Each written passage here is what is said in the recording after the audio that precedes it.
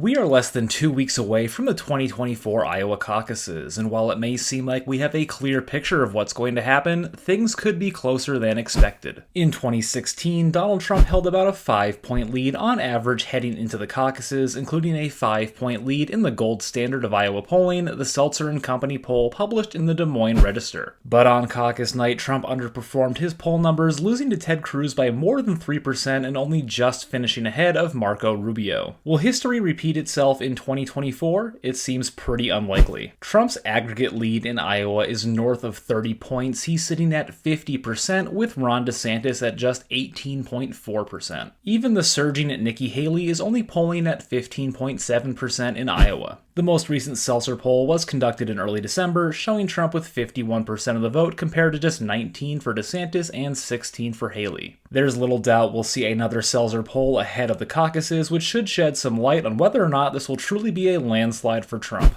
Throughout the early months of the primary, Ron DeSantis had looked like the clear number 2 candidate, but his campaign has continued to stumble, his major donors have been abandoning him, and his polling numbers have done nothing but go down. A third place, or worse, finish in Iowa would be the final nail in the coffin of his campaign. DeSantis knows this, which is why he has South Carolina State Senator Josh Kimbrell coming to Iowa to help him campaign. He must think a South Carolina politician will help him hold off Nikki Haley, the state's former governor. Working in DeSantis' favor is that Haley seems to be more focused on New Hampshire, where she's currently polling pretty well. While DeSantis currently sits fourth in New Hampshire, a strong showing in Iowa could move the needle in the days leading up to the New Hampshire primary. But what would it take for either of them to actually defeat Trump in Iowa? A victory for either DeSantis or Haley would be the biggest polling error since Literary Digest predicted Alf Landon would win the presidency in 1936. The polls aren't always accurate, but this large of an error is basically unheard of. Perhaps a tremendous amount of apathy among Trump voters who can see his massive lead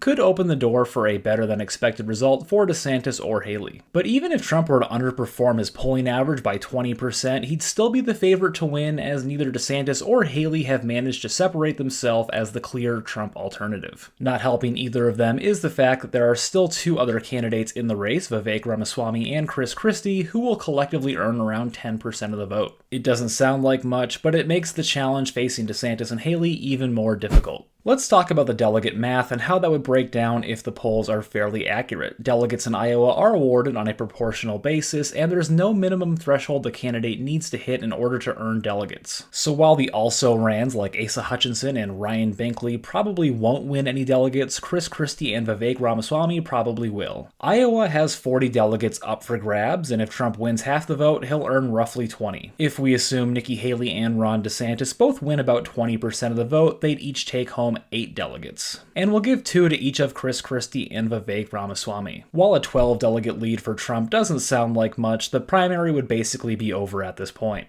Trump's inevitability as the Republican Party's 2024 presidential candidate would be confirmed. It seems the only hurdle really in Trump's way right now are his legal troubles. So how would Trump fare in a head-to-head matchup with Joe Biden? Check out my next video to see what the polls currently say about a rematch of 2020.